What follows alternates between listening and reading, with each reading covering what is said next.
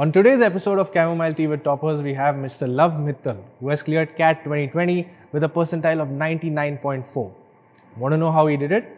Well, let's find out.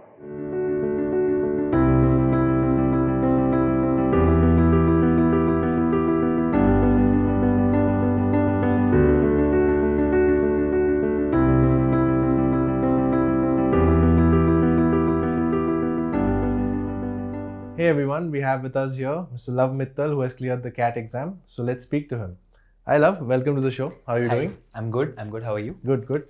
So tell us, how does it feel, to have secured a percentile of 99.4? Was that something you were expecting? To be honest, not really, because this was my third attempt and I had almost given up on how the percentile will move. But it actually feels very great that even though through whatever results that I've got in the first two attempts, it actually came out to be a very good one. And it was a good surprise, obviously. And it has turned out to be a positive thing for me right now as well. So yeah, it was an amazing result for me. That's great. So how did you celebrate when you received these results? Honestly, I was on a call with the client for the next 5 hours when the result came, and then at 11 I was like, okay, now I have to tell my manager this has come. So the celebration was basically, my parents were very happy, and lockdown let us celebrate it inside the home, so it was amazing. Okay. So that was the celebration part. Right. Yeah. So before getting into the rest of the show, please tell us a little bit about your background and what you've studied. Right. So my name is Lav Mittal. I am from Jaipur. I have been born and brought up there itself. Kind of like a studious kid, but a little bit of issues with the teachers, obviously, like a fun part and everything. So I've been into multiple kind of activities from the school time. Then I continued that in my college, IIT Guwahati, where I actually pursued mechanical engineering. 2017 I graduated from there, and I was placed in EXL services as a consultant. I stayed there for almost 3.5 years before I got my admission into IIMB Bangalore, and it's been a couple of months that I've been pursuing my MBA from there. Like when it comes to other aspects about me, I love to play, analyze cricket. I have a lot of card games that I learned because of the pandemic again. And it's I don't have a sibling, so it's basically one-man show at the home. So whatever happens, good or bad, it's kind of like You are at fault. Exactly. So I'm the project as well as I'm the guy who gets the chappal from the pets. Right. So it's a fun experience altogether, and yeah, I'm looking forward to how my next couple of years go in IIMB Bangalore. Great. That's fantastic. So you just mentioned about doing your mechanical engineering from IIT Guwahati. Yeah. So what prompted the switch to management? Because a lot of people would assume that you would naturally continue in this field. So why did you move to management? What was the reason? It was one event that basically clicked in the right time. So till my third year, I had almost had all my internships, all my work related to mechanical itself. I was a little inclined towards mathematics, so I had a few extra courses there. So that was an extra edge. But during our third year, we basically had a small talk by one of our seniors. So he was talking something about analytics and consulting. So there was no club like that in the campus. So we were like, what is it about? So we went to the meeting that was there, and he started with that. So there are a few things that we like, products and blah blah blah, and then he mentioned about consulting, and then he was like, so rather than explaining anything, I would like someone to volunteer, come on to the stage, and let's have a conversation about it. So somehow I wanted to know what it is, so I volunteered, and it was basically we got to know later on that it's called a case interview. Right. So basically we discussed some very simple case there.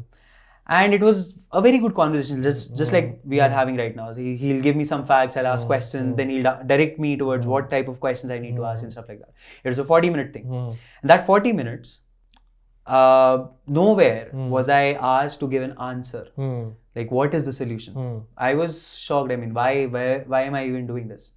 And then he set it up that with that 40-minute interview, like the example that he set up, the whole meeting was talked about why what we were doing was required, why the companies are doing it and everything. That one experience, since I was there in the example itself, that helped. that helped me to understand something different, because we were not exposed to it. It was new club, new senior and everything. And slowly and steadily, we got to know when we sat into placements, there are a lot of companies which might give us that experience. I mean, we were told that that's very tricky to get. So when I got to know about EXL, that it has a client-facing work, it has analytics, it has a slight consult part. So I was intrigued, and it worked out well. Whatever the process they had, it worked out well for me, aptitude and etc. And I cracked the interview. So from that part, the 3 years that I spent in EXL, that changed everything. Because there, everything was new. Nothing mechanical came up. Like literally and figuratively. It was all data, it was all how you're looking to present it and how you're ideating it and everything. With time, I also got to know about other aspects of the work. And that made it better for me to decide that I want to pursue this. So I did not give my cat in the first year of job. I was clear that I don't want to leave my job before 2 years of experience. So I gave my cat in my second year, third year and the fourth year of my workings. And fourth year, I cracked it. So interestingly, you mentioned about giving the exam 3 times. So what made you give it 3 times? Why the 3 attempts? The first was peer pressure. Okay. So all my roommates, all my friends that I knew, they were giving. A couple of them had actually scored good in the first one. So I was like, okay, something. People have some clarity. So I wanted to understand the pattern of it. So I gave it. It was not a good score. The second time I properly prepared. I was absolutely sure that this is an exam which requires a kind of thought process that I can build. So I went for a coaching. I started going for weekend classes with my work, and it was coming out to be pretty well. But in the end, the results did not come satisfactory, and it basically disheartened a little because I gave a little extra effort than I expected myself to give. So the third year, the attempt was a little dicey. Couple of my roommates had gotten IIM Lucknow, and they basically pushed that if you don't have a specific task in your head right now, except CAT, go for CAT. I mean, why sit idle? You've already prepared for it a couple of times. You know how the questions come. You know how to structure it now better. So give it. I mean, what's the worst that can happen? You won't score well. So it's fine. If you don't give, you score nothing. So before we moved out from that place and came to Jaipur due to lockdown, that was one thing that stuck. I mean, I don't want to have a nothing in my year this year. No regrets. Exactly. So I gave it. And being at home, it was a little easier. Like, you don't have to worry about a lot of things. Your parents actually take a lot of care about how your meals, how your timetable is being set up. So that helped. I was able to take up an extra course also during that time. That also helped my mind to work around. So third year basically became kind of like an experiment. Less expectations basically made me a little less stressed with the exam. The change in format was a boon, and everything turned out to be good, fitted well. So the result actually when I came after the paper from the previous years, I was like, okay, similar percentile might come. But the percentile shot up by 70 bips, and I was very happy with that. Of course. So I was like, cool. The third one was basically the experiment and motivation. It wasn't planned. It was just that I don't want to miss it. So, like, don't want to create a story here. It was just to be very honest. Right. And just for the audience to know, Lav actually scored about 94, I think, in his first attempt, which he's calling a bad score, which is actually not a bad score. But yes, that just shows his dedication towards his preparation. So great, Lav. We're happy for you. Thank you. So tell me, how was your family's guidance and your friends, support during this time, because they play a very crucial role in your journey as well. So tell me a little bit about that. So basically my second attempt, so that role comes from how my second attempt got a little messy. So my second attempt, I was pretty much sure that everything is fine. And then there came a question that, do I really need to? Because a lot of people had a very specific target that they were looking for. Money, work, better work, something like that. I was not having a very 100% kind of an answer to that question. There was no motivator for you. Exactly. There was a small motivators, but then when it comes to the major like factor that, oh, you have to, that was not there. So I spent a lot of time thinking about it, that what if the amount of what ifs that I thought from September to November were a lot. And when you've already gone onto that train, not a lot of people can get you out of it, because you're like, Arey, if I do this, this will happen. If I don't get this, this will happen. Something. So my friends actually saw that. So when the third time I used to bring the same point that I don't know what to do, they were very strong this time. Have you got any plan? I'm like, no. So one of my roommates, like my timings used to be very messy. So he used to wake up at 4:30 during Ramadan, and I was going to sleep at that time. So 15-minute conversation. So he's like, "Tu kuch kar le life mein. Khali baith ke to kuch nahi hoga." So I'm like, cool. That happened like 2, 3 times, 4 times. Then one day he says, I'm not going to say anything to you. You are smart enough. You see it. That motivation was coming out from the fact that if he sits and talks to me, I'll have some logic to it. So he was very blunt with it. So from there, that motivation came. And then once I started, a couple of people were also preparing with me again who could not get a good percentile in the 19 CAT. So they were motivated to the fact that let's just cover it. Like we are preparing, so you prepare with us. You don't think about what is gonna happen. We have good profiles. You prepare with us. At least we'll get through. You don't get through this time. So that kind of like gave us a group to study, and to have a group to study during lockdown was very like nice, very crucial. Absolutely. So 6-7 people. Then my parents' point was that they did not interfere with my timings. They knew that this guy is going to sleep at 5 and his office starts at 1. We can't make him sleep at 12 and then get him to wake up at 7 and then study. So they were very accommodating. Exactly. So that was something from their end which made me a little less stressed, that I don't have to worry about things. So that is how it helped.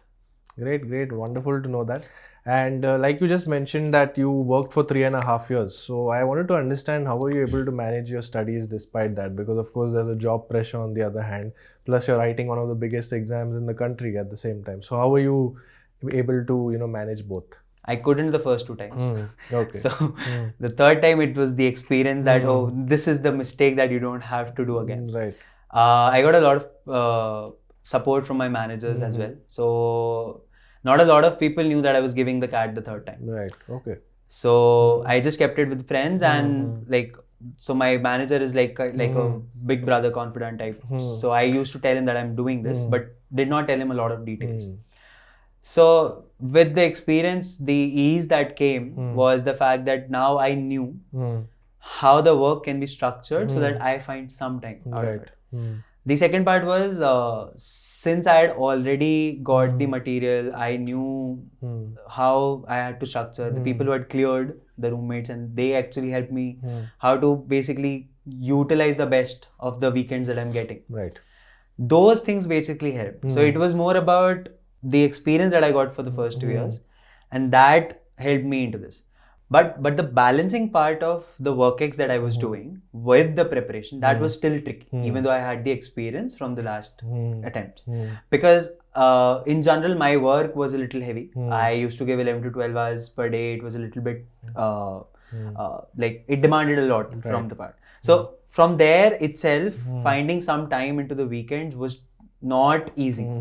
So there, the best thing that I found for me was analyzing the mocks. So what happened was, in the second attempt, a lot of people said that, you give mocks and analyze. I didn't know what they meant by analyze. So I used to go check the answer and I'm like, oh, everything's fine, cool, let it be. This time what I did was, when I was analyzing, I was actually seeing where I could decrease the number of steps or maybe the time that I could on some questions. Exactly. And what happened there was, it helped me to see that even though some topics I was very good. Yeah. I was answering the answer, like I was getting the answer correctly, accuracy was amazing, but the time was very tricky. Yes. And that was in QA. Mostly it was in the Quants part. So I used to be not able to attempt a lot of questions in Quants, even though the accuracy was almost about 90-95%. Okay. So that was tricky, because if someone is going for accuracy, but if they are missing out on even 2 questions, the percentile will drop a little. Yes. So it wasn't like QA was your weak subject. It's just that you were taking time in solving the questions. Yes. Okay. And mostly it was because the amount of practice that I was doing was also only for those topics which I had left, like the touch was not there. So what mocks helped me understand was, how do I plan that 60 minutes and or like when it became 40 minutes. Yeah. So in the last like couple of months, whatever mocks I gave, I Right. used to sit with one of my friends, and what I used to do was, so she had basically given the CAT almost similar number of times. So she knew that how to analyze those questions so that it becomes better. Yeah.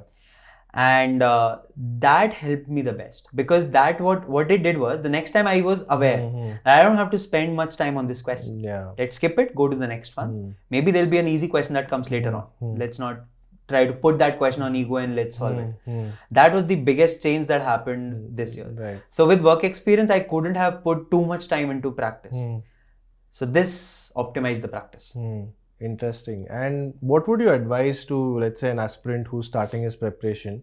How long before the exam should he start preparing? Like, let's say the exam's in November. So when should the ideal preparation start, like full-fledged? Like how many months prior to the exam?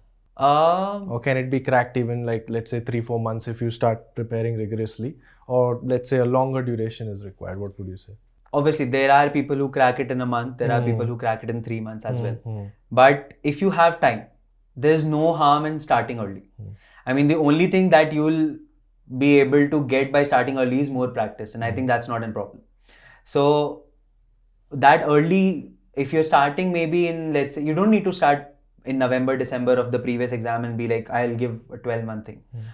Take like, if you gave the exam, you realize that it's not that good a score that you're going to get. Wait for the results. Sometimes miracles happen. Like that's a small luck factor that always works. We don't know about that. So once you get the result, there's a planning that you can apply that, okay, I have these issues in the paper. And maybe if you're starting, maybe let's say January and February, you start very slow. You don't need to put like 5 hours, 6 hours a day for that paper. But if you're giving 1.5 hours, starting that regulate, like it's a regular exercise that you're making, the habit helps. So when you have to notch it up a little, like let's say from 2 hours to 3 hours, it's not going to take a lot of time.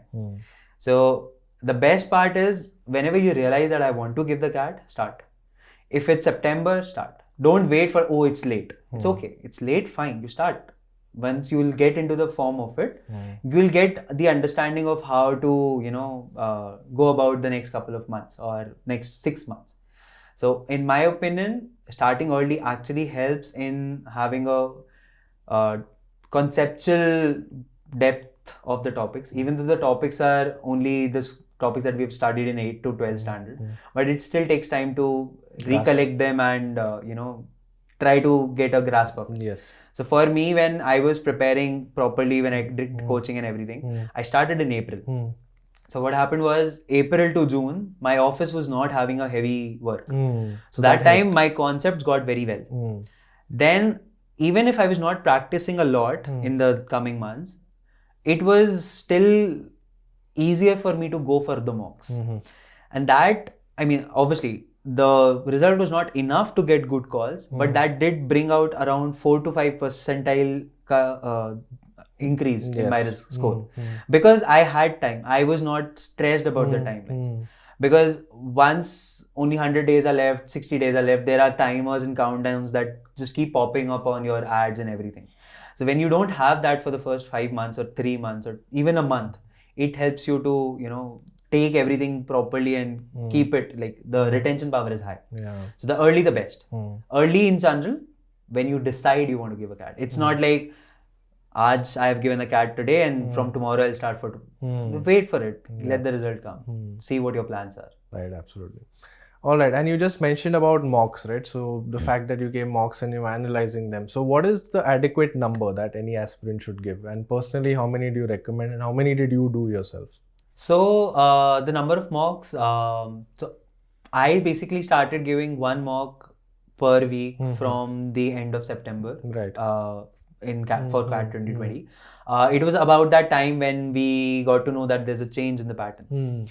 So it was essential that we get used to the fact that now the paper is not going to be for 3 hours and it's going to be for 2 hours. So there was a different kind of mock series that the coaching institutes came up with, which was about the shorter durations. So I picked up 1 mock every week. So it was kind of like 5 to 6 mocks that I gave before the last week. And the last week I basically went back to last year's papers and a few more, like a couple of more mocks. So the reason I went back to last year's paper were that it basically gives you the basic idea how the paper actually came. Yeah. The mocks will obviously have a lot of questions, but they might not capture the essence of how the paper was or how the paper is actually made. Right. It could be difficult, it would be easy, and you don't really know unless you have solved last year's papers. So I kept them for the last week. But I think for me it worked out well because I had already done practice in previous attempts. I think in general, the suggestion would be that you give more the better. I mean, like, as much as you can give, at least keep a check that from the time that you're sure that the concepts are done, you start giving mocks. Right. So if you're starting, let's say in April, and your concepts are completely or maybe 80% done by June end, you start giving mocks. What will happen is you'll get an idea that once all the concepts are being applied together, how much are you able to recollect? Yeah. And then what all you need to do. So the more the better. That is basically mantra here. And it's not, in my opinion, it's not recommended that you give multiple mocks in a week, like giving three or four mocks from different coaching institutes, because you will be giving like 2-3 hours to give the mock. Then you should spend some time to understand where you made mistakes. So it will take 1.5 hour more again. Or if it's a 2-hour paper, it's a 2-hour analysis basically. So if you're giving 3 mocks, it's like 12 hours to 15 hours you're giving for this. Then where do you practice? So it's like you optimize with one. Maybe when you are sure that no, now I want to increase, that's when you increase. Where you're sure that everything is coming out to be perfect now, or maybe the stagnation has come to the score, there's no too much fluctuation. So when you're closing towards the exams, the mocks should be reduced. You should go back and see where you were making those mistakes. You go back, check previous papers, because that is important. Otherwise, what will happen is you'll just keep on getting stuck onto the mock exam results, and it will keep you either overconfident if the papers were easy, or too less confident, like less underconfident. Both of them are not like good for the main paper. Right, So, right. that was how I worked well. Absolutely. And you just mentioned about coaching. So where did you take up coaching for your particular preparation? Did you visit any coaching centers, or was it just purely an online preparation? So I took my coaching. I did not take any coaching in the third attempt, only mocks. But in the second attempt, I took from time. So we'd heard about it from the college time, and we knew that a lot of people enrolled there. I had given a couple of mocks before I enrolled. So I got an understanding that, it's a little, you get a little tougher questions here. Right. So it's fine. They're gonna teach you also those concepts to cover those up. Right. And it was also that a couple of other people were there who were okay to choose the same institute. So for me, it was not much of a debate which one do I want to get. So that was, and the material that we got from there, that was helpful. So that actually helped in the next years as well. Next year it would have been online. So I was still a little, I wanted to join, but a lot of friends explained that it's the same structure that they made you follow the last year. So if you need somebody to make you follow it again, that means you're not actually interested to give it, so don't. So you do it this time by yourself. If you need later on also, try at least giving some time by yourself. If you think that you're not able to, then go for the coaching. Otherwise, there's no requirement. And actually, it worked out well that self-study helped me. Because here, the concepts are not very like rocket science. It's all self-study. It's all practice. And ultimately, it depends from person to person. Exactly. Right? All right. So now let's get into subject-wise preparation quickly. Tell me a little bit about LRDI, because you said that was one of the favorite things you enjoyed doing. So what were the sources you referred to for LRDI, and how was it for you working on LRDI? So for LRDI, for me, basically, I did not know the type of questions that come. So for me, what happened was I did not know the type of questions that come in the LRDI, the different type of questions. I had basic idea about there'll be some logical problems and stuff like that.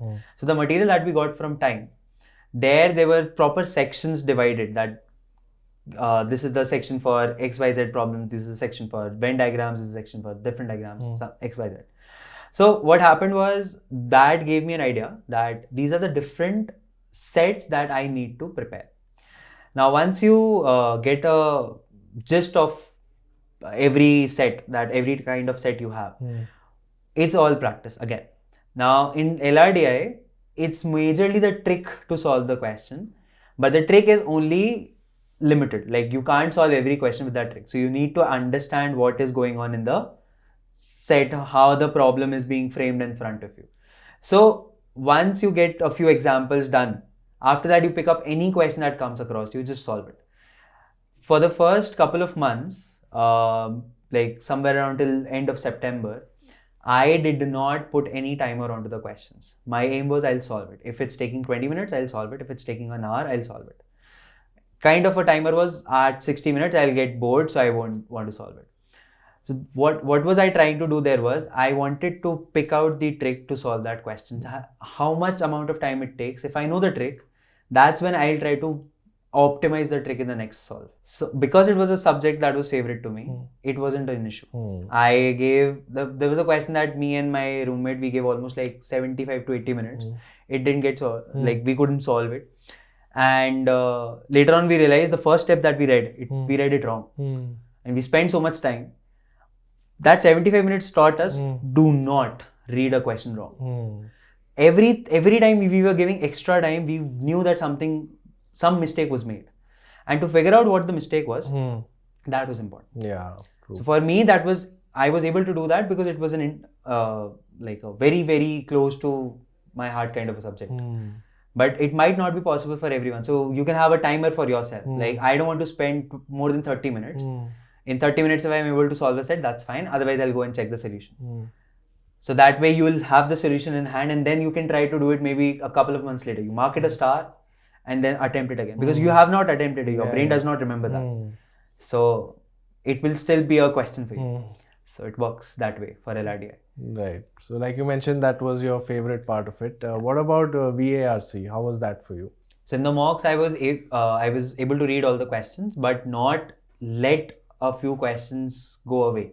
I was confused with them, but I still marked some of the other answers. So what I realized was VARC is one subject where I actually need to learn when the question has to be left. That did help me get a slightly better marks, because if I wouldn't have learned that, the kind of mistakes we made in this paper would not have gotten a good, like I wouldn't have gotten a good call for that. Right. So reading fast plus understanding what actually was required was something that I feel is very important in VARC. And any particular books or online material you referred to for VARC?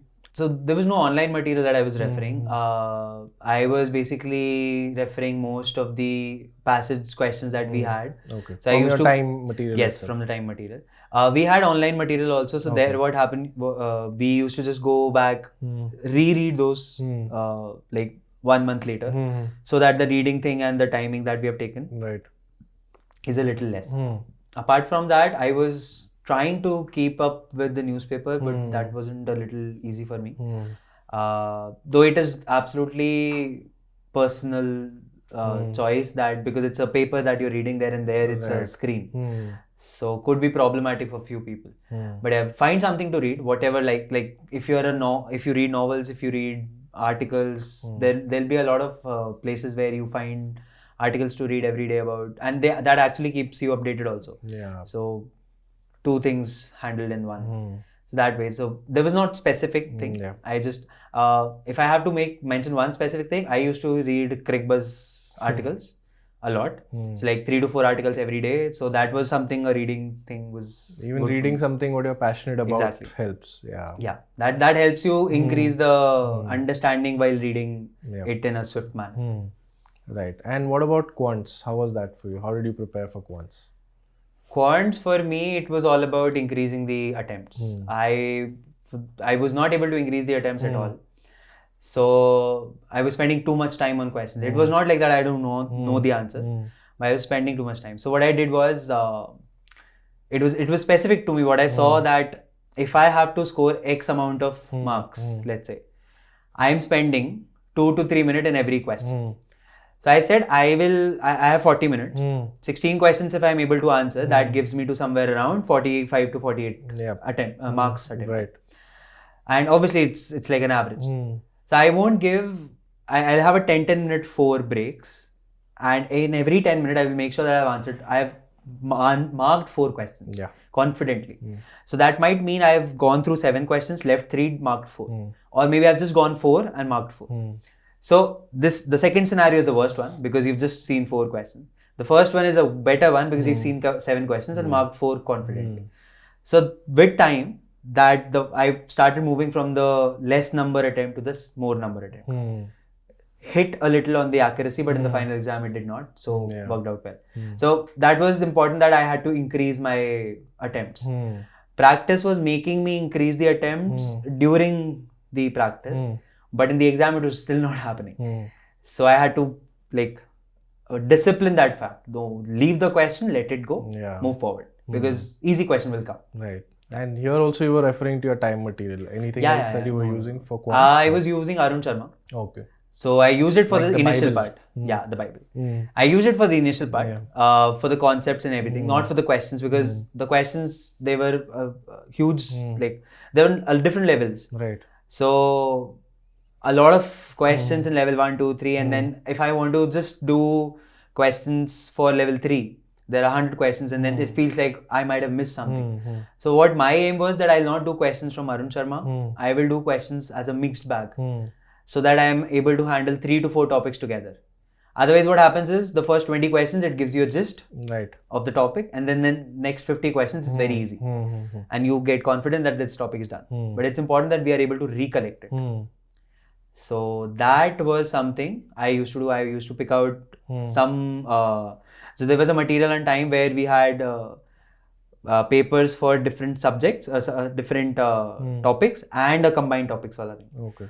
So I used to do the combined topics more often than the individual topics. So that was there. Okay. Right, Love. So we discussed your subject-wise strategy.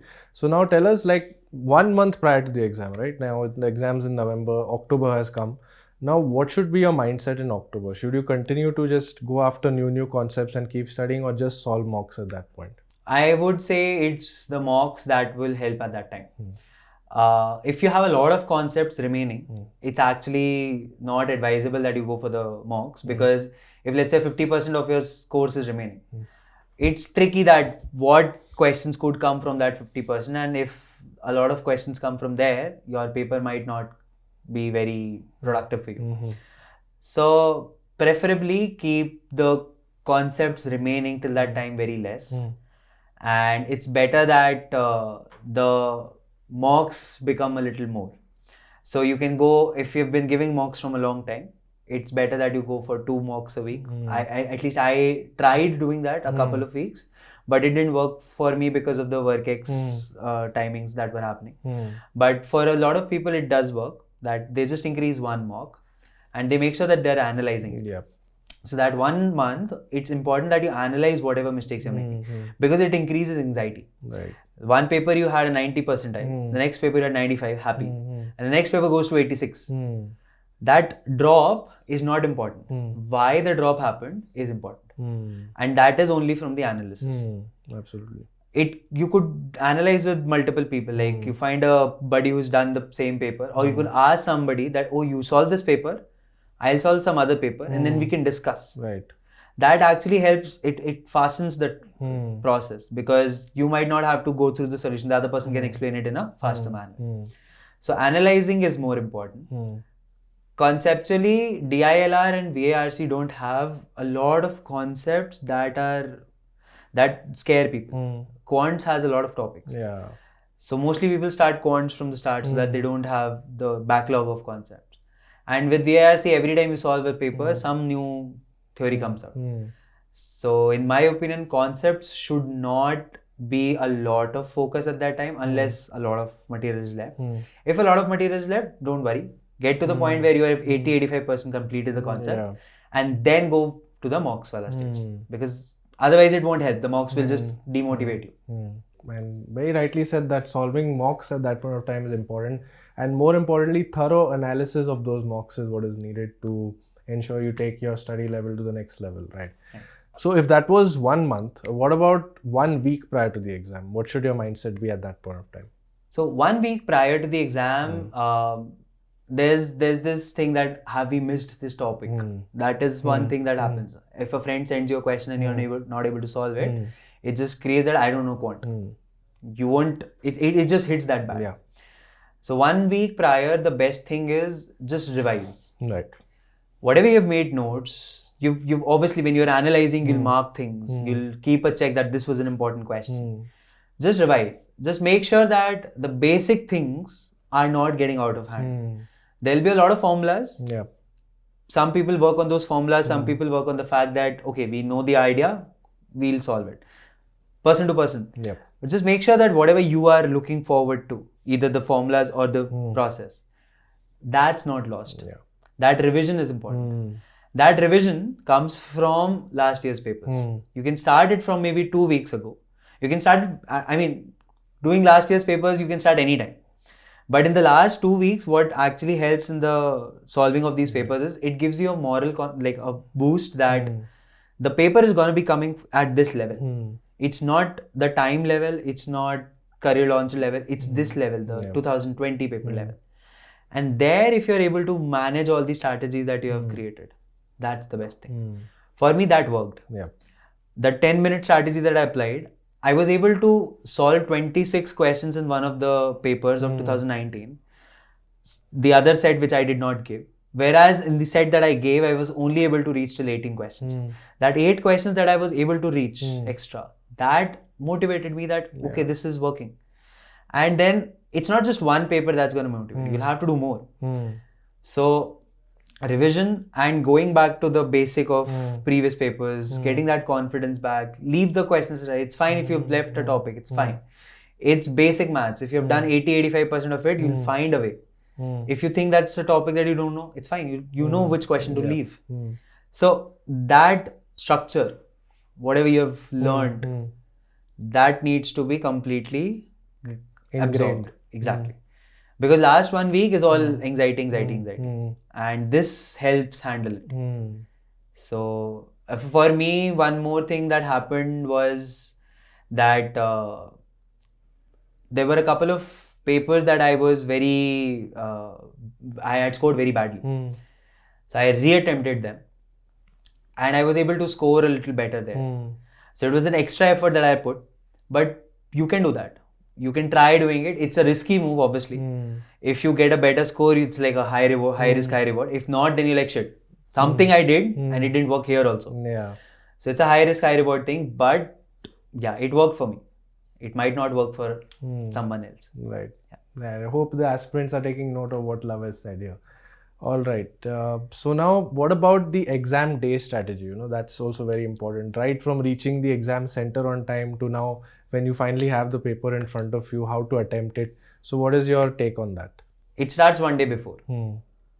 Have all the paperwork ready. Like everything, where do you want to go? Where the location is? What do you have all the admit card? Do you have extra copies of it? Do you have everything that you want to take? Like what you don't need to, you don't want to miss it that day. So like lay it down on the table somewhere or wherever you want to, like wherever it is visible when you wake up tomorrow, like the next day. So that starts, because if you're going to sleep that everything I've prepared, the half of the worry is gone away. The second half is basically eat something before going to the exam. So you don't want to worry about your stomach there, that I'm feeling hungry here, what is happening? So people, a lot of time what happens is we're like, let's just have a last minute revision. We'll skip the meal. We'll just go for it.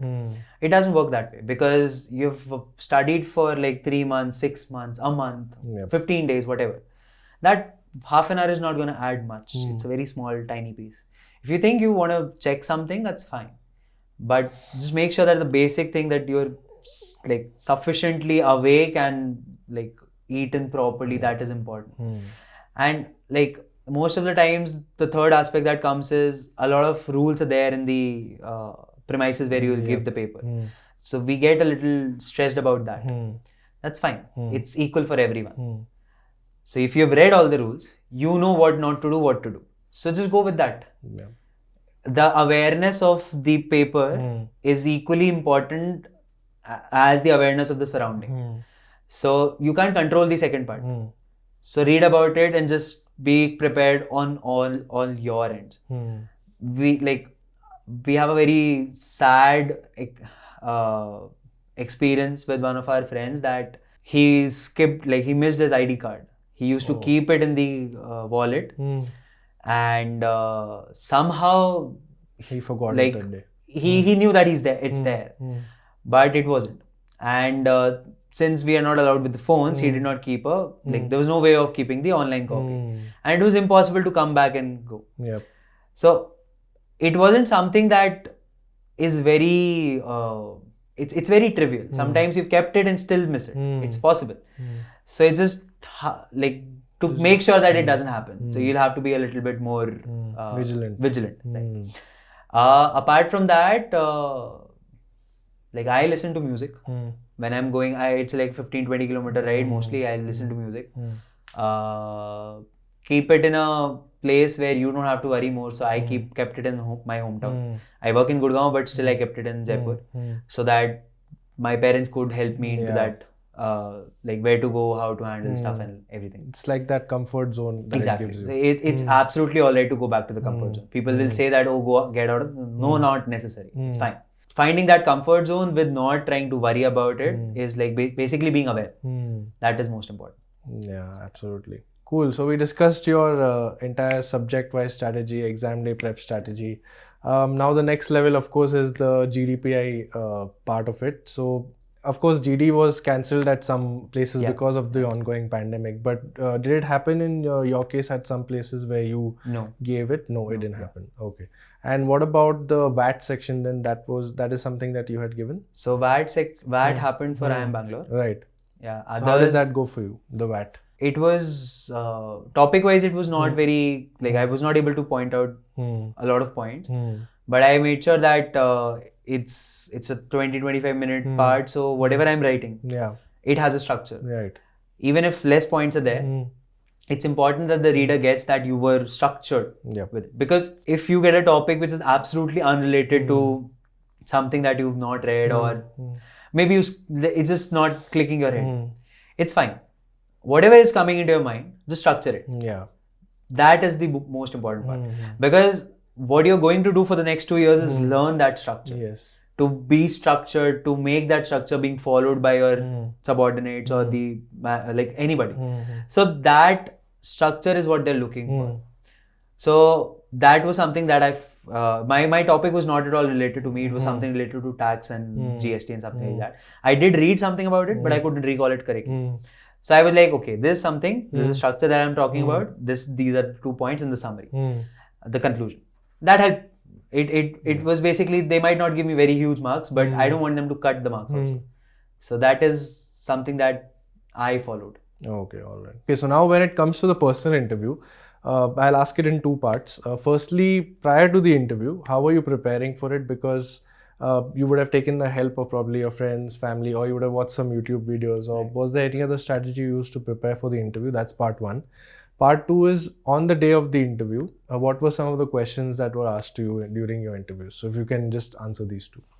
So the first part, basically prior to the interview, I was told by a lot of people who had converted last year that I need to be prepared about my work, everything that I've done, that I'll be talking about,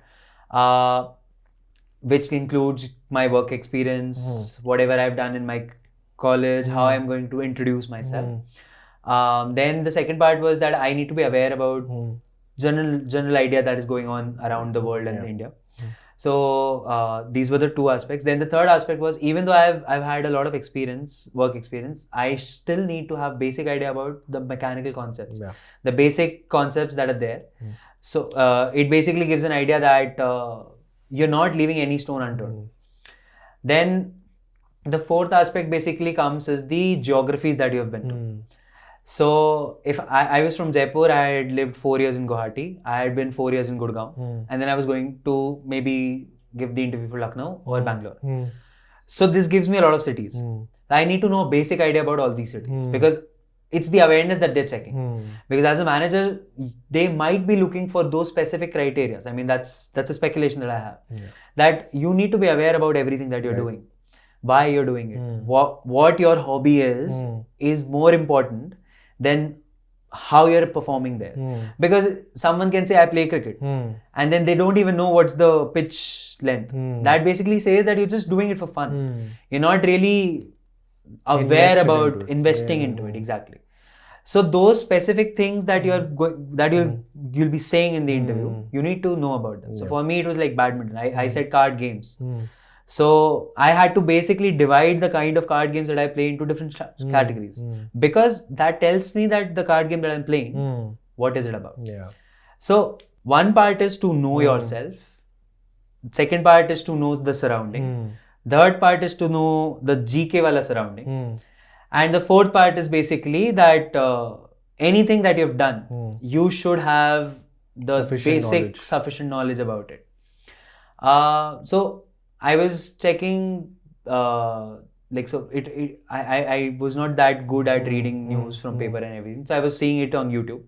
Apart from that, basically I had connected with a consultant. 7 Lakes Consulting was the company's name, and he was an IIM Calcutta graduate. So basically he helped me get into the preparation for the mocks. So basically there were multiple mocks that we gave. I think I gave 15 to 20 mocks there. And every mock was targeted at something. Starting 5 to 6 mocks, it was all about my body language, because it was a Zoom interview. It mattered the most.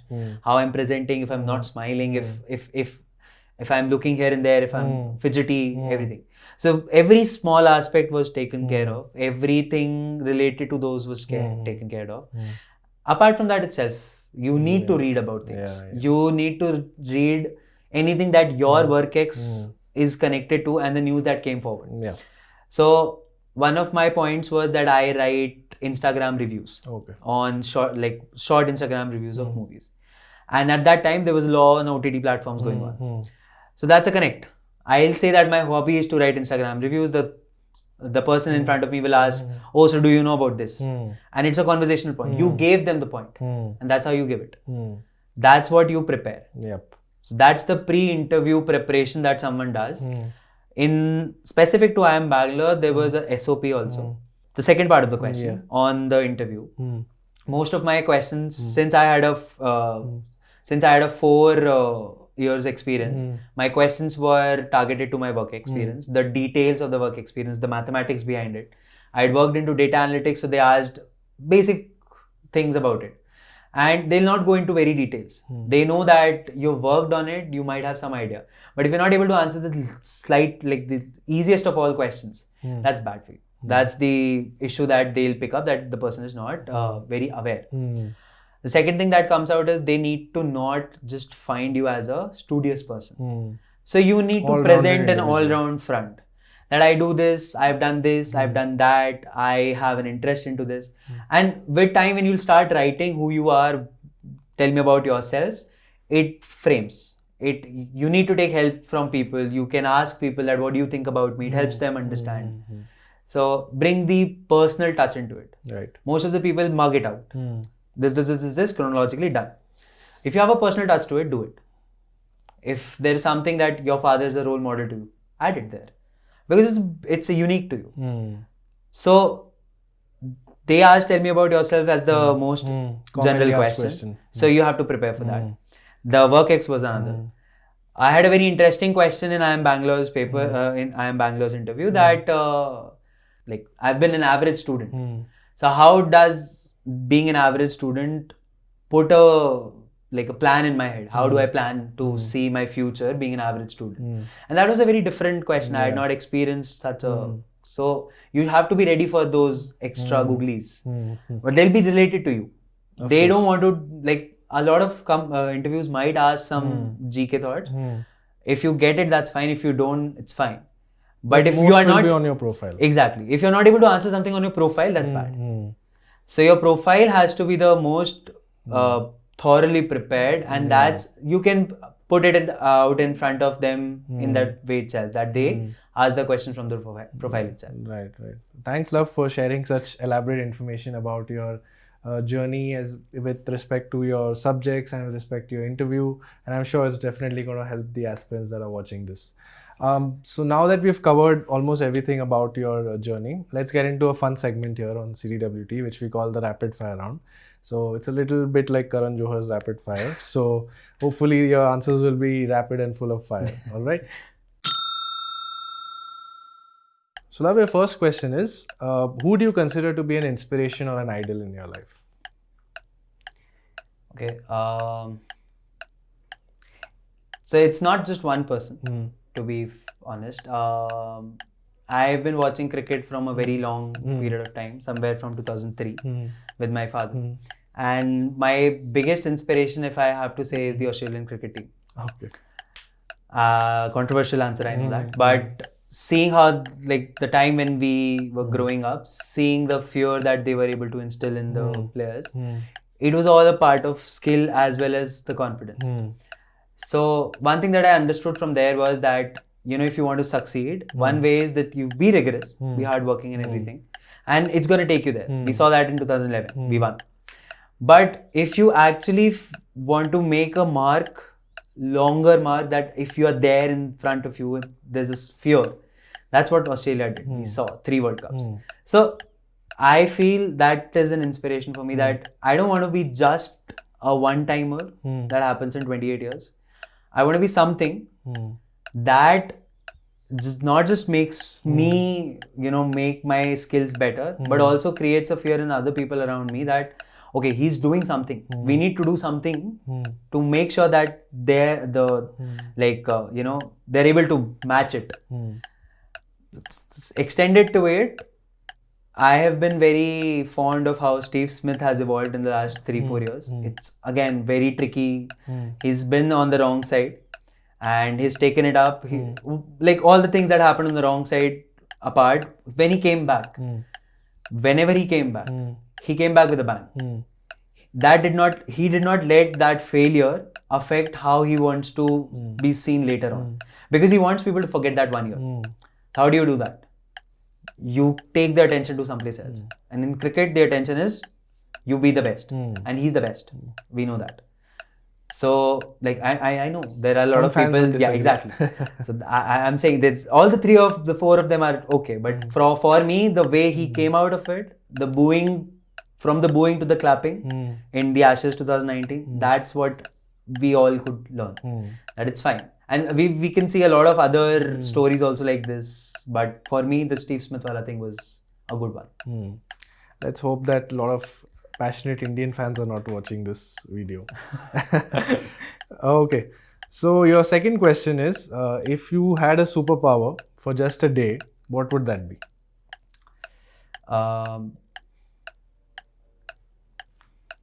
So I'd like to be able to read minds. Okay. So I like to observe people, I like to talk to them. So reading minds is going to be a little tricky. We know Charles Xavier has a lot of issues when so many voices are there, and we call insane. But I want that for one day. I want to understand whatever I'm observing.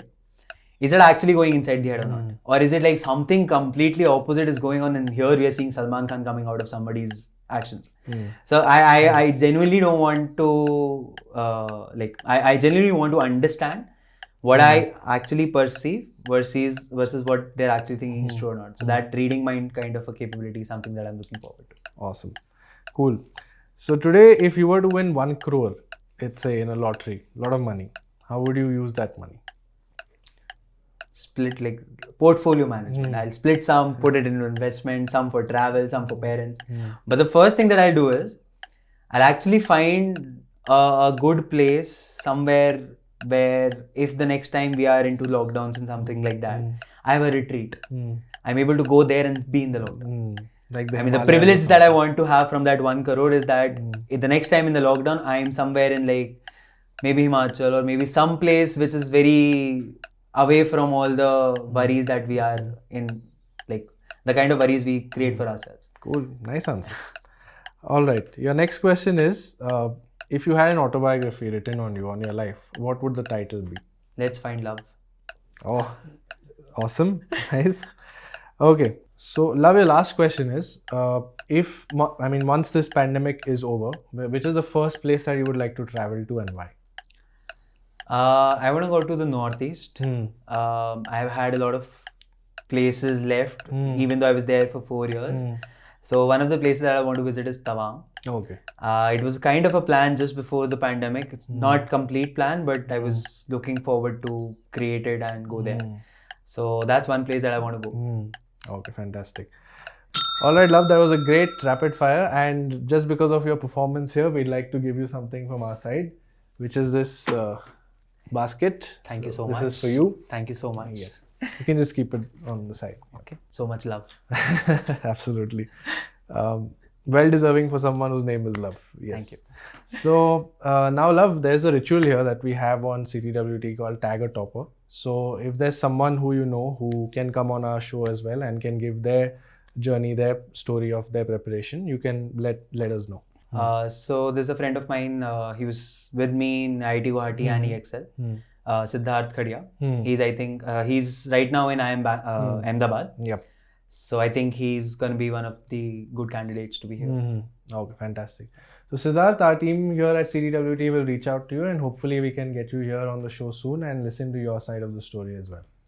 All right, Love. So almost at the end of the show, what I'd like you to do now is to share a message with all our aspirants who are going to be writing the exam this year. So any motivation that you would like to share with them, please go ahead. So I believe that given the fact that I've given it 3 attempts, I can say this, that most of the people, when they go for giving an exam, they feel it's a do or die kind of a moment. But it's not. It's an exam. It's gonna define a lot of things in your life later on. Absolutely, no doubt at that. But if you fail at 1, or if you fail at 2 or 3 or n number of attempts, it does not mean that you don't give it again. If it's something that you're looking forward to do, the failures that we are seeing should not matter. If that would have been the case, I wouldn't have been in IIM Bangalore right now. I would have left it after the 2nd attempt itself. So this is the thing that most importantly, the thing that I learned is that the number of attempts don't count. It's your satisfaction after each attempt that counts. And that satisfaction only comes when you're absolutely sure of what you're doing, or even absolutely sure seems like to be a very certain, like 100% kind of a thing. But if you are quite sure that you want to do something, you just pick it up and do it. Whatever is the result, it's there. If it's bad, if you want to do it again, do it. People might call out that, oh, this is your 4th attempt. Why could you do it in 3 times? It's fine. They did not give the 3 times as well. Or maybe they did it in the first time and they cracked it. It doesn't matter. It's your personal story. It's your attempt. It's your satisfaction. So that number of attempt kind of a thing does not matter. And that's something that, I believe I do stand a place to explain that. So don't be disheartened if 1 attempt does not go well. Don't be worried that there's no next turn. If let's say CAT is something that you feel is not anymore, but you still want to do an MBA, obviously you'll find a way out.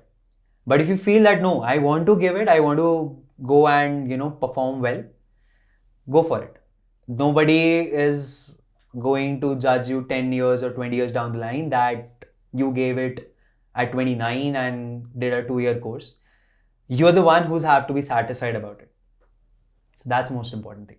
So Love, those were some great words and hope the aspirants have taken note and this will really help you and it will go a long way in your preparation.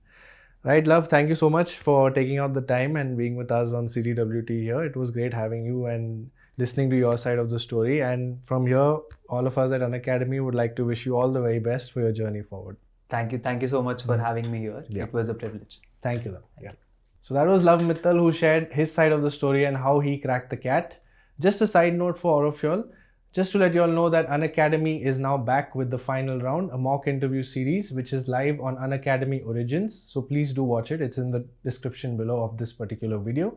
We will be back soon with yet another episode of Chamomile Tea with Toppers. Until then, do take very good care of yourselves and stay safe.